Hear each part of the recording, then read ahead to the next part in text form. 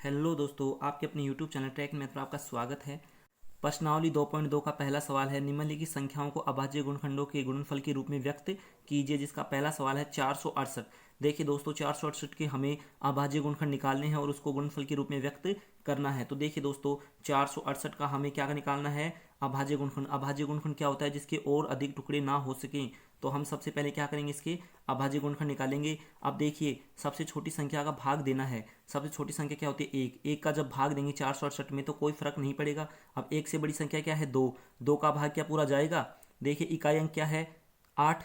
दो के पहाड़ी में 8 आता है। दो का भाग किस संख्या में जाएगा, जिसमें इकाई अंक क्या होगा, 0, 2, 4, 6, 8 होगा। तो उस संख्या में दो का भाग पूरा पूरा जाता है। तो देखिए दो का भाग देते हैं, कितनी बार गया, 234। जब 468 में दो का भाग देंगे तो 234 आएंगे। फिर से दो का जा रहा है, क्योंकि इकाई अंक क्या है, 4। आप फिर से 234 में जब दो का भाग देंगे तो कितने आएंगे, 117। अब देखिए 117 में 3 का भाग जाएगा या नहीं जाएगा, कैसे पता लगाएं। तो हम क्या करेंगे, 117 के अंकों को जोड़ लेंगे, 7 और 1 8, 8 1 9। अब देखिए 3 के पहाड़े में 9 आता है, इसका मतलब है कि 117 में भी 3 का भाग जाएगा। तो कितनी बार गया, 39 आ गए। 117 में 3 का भाग दिए तो अब फिर से 3 का जा रहा है, कितने आ गए, 13 आ गए। अब 13 में 13 का ही भाग जाता है, क्योंकि 13 एक अभाज्य संख्या है, एक आ गया। अब देखिए इसके गुणनखंड क्या हो गए, 2 गुणा 2 गुणा 3 गुणा 3 गुणा 13। अब इसको क्या लिख सकते हैं, 2 की घात कितनी है, 2 कितनी बार है, 2 बार है, तो 2 की घात 2 लिख सकते हैं। 3 की घात कितनी बार है, 3 2 बार ही तो है, तो 3 की घात 2 लिख सकते हैं। गुणा 13 कितना है, 468। यही हमारी क्या है, आंसर। ठीक है दोस्तों, आपको पहले सवाल में इसी प्रकार गुणनखंड निकाल के उनको गुणनफल के रूप में लिखना है। क्वेश्चन नंबर 2 देखिए दोस्तों। क्वेश्चन नंबर 2 का पहला है, 96 और 404 युग्म का महत्तम समापवर्तक एवं लघुत्तम समापवर्तक ज्ञात कीजिए तथा सत्यापित कीजिए कि एचसीएफ गुणा एलसीएम बराबर पूर्णांकों का गुणनफल। देखिए दोस्तों, सबसे पहले हमें 96 और 404 का अभाज्य गुणनखंड निकालना है। तो देखिए क्या करेंगे, 96 का हमें अभाज्य गुणनखंड निकालेंगे। 2 का भाग देंगे, कितने आ गए, 48। फिर से 2 का देंगे, कितने आ गए, 24। 2 का भाग जब तक देते रहेंगे जब तक 2 का भाग जाता रहेगा। तो कितने आ गए, 12। फिर से 2 का, 6। फिर से 2 का जा रहा है 6 में। अब कितने आ गए, 3। अब 2 का जा रहा है क्या, नहीं जा रहा ना। अब 3 का देंगे, और क्या लाना है हमें, अभाज्य गुणनखंड में सबसे एंड में 1। इसी प्रकार 404 का भी क्या निकालेंगे, अभाज्य गुणनखंड। किसका भाग देंगे, 2 का, कितने आ गए, 202। फिर से 2 का जा रहा है, कितने आ गए, 101। 101 क्या है, एक अभाज्य संख्या है, तो 101 में 1 का ही भाग जाता है। 101 से छोटी संख्याओं का भाग नहीं जाता। तो देखिए दोस्तों, 96 का अभाज्य गुणनखंड क्या है, 2 गुणा 2 गुणा 2 गुणा 2 गुणा 2 गुणा 3। और इनको क्या लिख सकते हैं हम, 1 2 3 4 5, 2 की घात 5 लिख सकते हैं। गुणा 3 बराबर 96 लिख सकते हैं। और 404 को क्या लिख सकते हैं, 2 गुणा 2 गुणा 101। अब 2 कितनी बार है, 1 और 2, 2 की घात 2 गुणा 101 बराबर 404। अब क्या करना है हमें, अब हमें एलसीएम निकालना है। एलसीएम निकालने के लिए क्या करेंगे, जो अभाज्य गुणनखंड में सबसे बड़ी घात है उनको हम लिख लेंगे। 2 की घात 5, 2 की घात 2, तो सबसे बड़ी घात कौन सी है, 2 की घात 5 ही तो है। इसमें 3 है, 3 की घात 1 ही तो है ये, गुणा 101। अब इनको हम मल्टीप्लाई कर लेंगे, गुणा कर लेंगे, कितने आएंगे, जब इनको गुणा करेंगे तो 9696।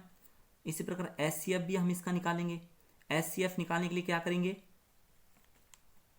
एचसीएफ निकालने के लिए वह अभाज्य गुणनखंड जो दोनों के गुणनखंड में उपस्थित हो और सबसे छोटी घात हो। सबसे छोटी घात किसकी है, 2 की घात 2 और 2 की घात 5 इसमें भी मौजूद है और इस गुणनखंड में मौजूद है 96 के।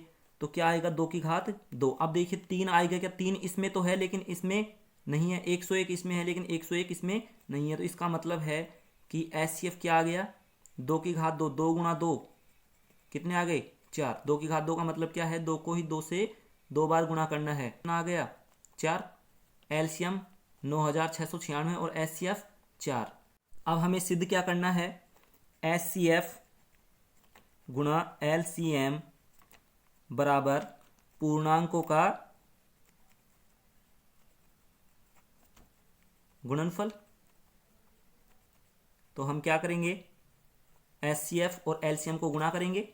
HCF कितना है 4 और LCM कितना है 2 की घात 5 गुणा 3 गुणा 101 बराबर पूर्णांक कितने हैं 96 गुणा 404 ही तो थे।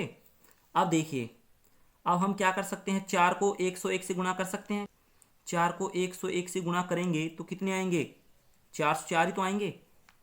गुणा 2 की घात 5 कितना है 32, 2 को 5 से गुणा करेंगे, 2 को 5 बार गुणा करेंगे 2 से ही, तो कितने आएंगे 32 और गुणा 3 बराबर 96 गुणा 404 कितने आ गए 404 गुणा 32 को 3 से गुणा करेंगे तो 96 बराबर 96 गुणा 404। देखिए 404 गुणा 96, 96 गुणा 404, दोनों तरफ समान संख्याएं आ गई, दोनों तरफ समान गुणनफल आएगा गुणा करेंगे तो। यही हमारा क्या है आंसर, हमें यही सिद्ध करना था। क्वेश्चन नंबर 4 है, किसी खेल के मैदान के वर्ताकार पथ पर मैदान का एक चक्कर पूरा करने में रमन को 18 मिनट लगते हैं, जबकि इसी वर्ताकार पथ पर मैदान का एक चक्कर पूरा करने में अनुप्रिया को 12 मिनट का समय लगता है। माना कि दोनों एक ही स्थान से एक ही समय पर चलना प्रारंभ करते हैं तथा एक ही दिशा में चलते हैं, तो बताइए कितने समय बाद दोनों नए प्रारंभिक स्थान पर मिलेंगे। तो देखिए दोस्तों, इसमें हमें क्या करना है कि रमन तो 18 मिनट में एक चक्कर लगाता है और अनुप्रिया 12 मिनट में, तो हमें क्या करना है कि पुनः फिर से प्रारंभिक स्थान पर कितने समय में मिलेंगे। तो हमें क्या करना है 18 और 12 का एलसीएम निकालना है। तो रमन एक चक्कर पूरा करता है कितने समय में 18 मिनट में, और अनुप्रिया एक चक्कर पूरा करती है 12 मिनट में। हमें क्या करना है 18 और 12 का एलसीएम निकालना है। तो देखिए एलसीएम निकालने के लिए सबसे पहले हम क्या करेंगे, सबसे छोटी संख्या का भाग देंगे, ठीक है। अभाज्य गुणनखंड निकालना होगा हमें, तो क्या आ जाएगा 9। अब 9 में किसका भाग देंगे 3 का, कितने आ गए 3, फिर 3 में 3 का जाएगा 1। अब 12 का भी निकाल लेते हैं। सबसे पहले किसका देंगे 2 का, छा गए, फिर 2 का जाएगा, फिर आगे 3, 3 में 1 का। अब देखिए अभाज्य गुणनखंड क्या हो जाएगा, 2 गुणा 3 की घात 2 बराबर 18, और 12 का क्या हो जाएगा 2 की घात 2 गुणा 3 बराबर 12। अब एलसीएम निकालने के लिए क्या करेंगे, अभाज्य गुणनखंड में से सबसे बड़ी घात को ले लेंगे, ठीक है। तो क्या हो जाएगा, इसमें क्या हो जाएगा 2 की घात 2 है और 2 है, तो सबसे बड़ी घात कौन सी है 2 की घात 2 ही तो है। 2 की घात में 2 की घात 2 गुणा 3 की घात 1 और 3 की घात 2, 3 की घात 1 और 3 की घात 2 में से क्या लेंगे 3 की घात 2, इनको गुणा कर लेंगे, कितने आएंगे 2 को 2 से गुणा किया तो 4 और 3 को 3 से किया तो 9, 4 गुणा 9, आंसर कितने आएंगे 4 को 9 से गुणा किया तो 36। यही हमारे क्या है आंसर। क्वेश्चन नंबर 5 देखिए, क्वेश्चन नंबर 5 है, एक संगोष्ठी में हिंदी, अंग्रेजी तथा गणित में भाग लेने वाले प्रतिभागियों की संख्या क्रमशः 60, 84 और 108 है। यदि प्रत्येक कमरे में बराबर संख्या में एक ही विषय के प्रतिभागी बैठाए जाते हैं तो आवश्यक कमरों की न्यूनतम संख्या ज्ञात कीजिए। तो देखिए दोस्तों, हमें न्यूनतम कमरों की संख्या ज्ञात करनी है। इसका मतलब है कि इसमें क्या करना है, हमें एचसीएफ निकालना है, ठीक है। फिर एचसीएफ निकाल के प्रत्याशियों की जो भी संख्या है उनको जोड़ देंगे हम सभी में 60, 84 और 108, और फिर एचसीएफ का भाग दे देंगे। तो देखिए सबसे पहले हम 60, 84 और 108 का एचसीएफ निकालते हैं। इसके लिए हम क्या करेंगे, सबसे पहले अभाज्य गुणनखंड निकालेंगे, ठीक है। डायग्राम हमने बना लिया है अभाज्य गुणनखंड निकालने के लिए। तो 60 में सबसे पहले 2 का भाग देंगे, कितने आएंगे 30, फिर 2 का जाएगा, कितने आएंगे 15। अब जा रहा है क्या 2 का, नहीं जा रहा, 2 से बड़ी संख्या क्या है 3, 3 का देंगे, कितने आ गए 5, 5 में सिर्फ 5 का ही जाता है, ठीक है। 84 में 2 का भाग देंगे, कितने आ गए 42, फिर से 2 का जा रहा है, कितने आ गए 21, 21 में अब 2 का नहीं जा रहा 3 का जाएगा, कितने आ गए 7, 7 में 7 का ही जाता है, कितने आ गए 1, एक ही लाना है। अभाज्य गुणनखंड में हमें क्या करना है, अंत में 1 बचना चाहिए। 108 में किसका भाग देंगे, 2 का, कितने आ गए 54, 108 में 2 का भाग दिया तो कितने आ गए 54, 54 में फिर से 2 का देंगे, कितने आ गए 27, 27 में अब 2 का नहीं जाएगा, किसका जाएगा 3 का, कितने आ गए 9, 9 में फिर से 3 का जाएगा, कितने आ गए 3, 3 में 3 का देंगे तो कितना आ गया 1। ठीक है दोस्तों, अब देखिए 60 के अभाज्य गुणनखंड क्या है, क्या लिख सकते हैं हम, 2 गुणा 2 गुणा 3 गुणा 5। तो 2 कितनी बार है, 2 बार है, तो क्या लिखेंगे 2 की घात 2 गुणा 3 गुणा 5 बराबर 60 लिख सकते हैं। 84 का कितना आया, 2 गुणा 2, 2 की घात क्या लिख सकते हैं 2 गुणा 3 गुणा 7 बराबर 84।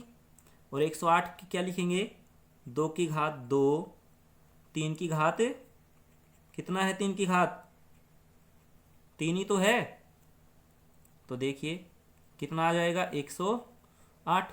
अब हमें क्या करना है, एचसीएफ निकालना है। और एचसीएफ कैसे निकालते हैं, एचसीएफ निकालने के लिए अभाज्य गुणनखंड में से न्यूनतम उभयनिष्ठ घात लेनी है। ठीक है, तो इसमें देखिए 2 की घात 2 है, 2 की घात 2 है, 2 की घात 2 है, तीनों में है, तो हम क्या ले लेंगे 2 की घात 2 न्यूनतम है ना सबसे। अब देखिए 3 है, इसमें भी 3 है, इसमें 3 की घात 3 है, तो क्या लेंगे न्यूनतम घात 3 ही लेंगे। ठीक है दोस्तों, अब देखिए इसमें 5 की घात 7 है, इसमें है क्या, नहीं है। अब इसमें 7 है, इसमें है क्या, इसमें भी नहीं है, इसमें भी नहीं है। तो ऐसे अपना क्या जाएगा, 2 की घात 2 कितने हो गए 4, 4 को 3 से गुणा करेंगे तो कितने आएंगे 4 तिया 12। अब करना क्या है, अभिष्ट कमरों की संख्या निकालने के लिए प्रत्याशियों की कुल संख्या कितनी है, 60 प्लस 84 प्लस 108, और किसका भाग दे देंगे एचसीएफ, एचसीएफ कितना है 12 बराबर, जब इनको जोड़ेंगे तो कितने आएंगे 252 बटे 12, आंसर कितने आ गए 21। ठीक है, अभिष्ट कमरों की संख्या कितनी आई 21, यही हमारी क्या है आंसर। यदि दोस्तों आपको वीडियो अच्छा लगा हो तो लाइक करें, चैनल को सब्सक्राइब जरूर करें। Thank you.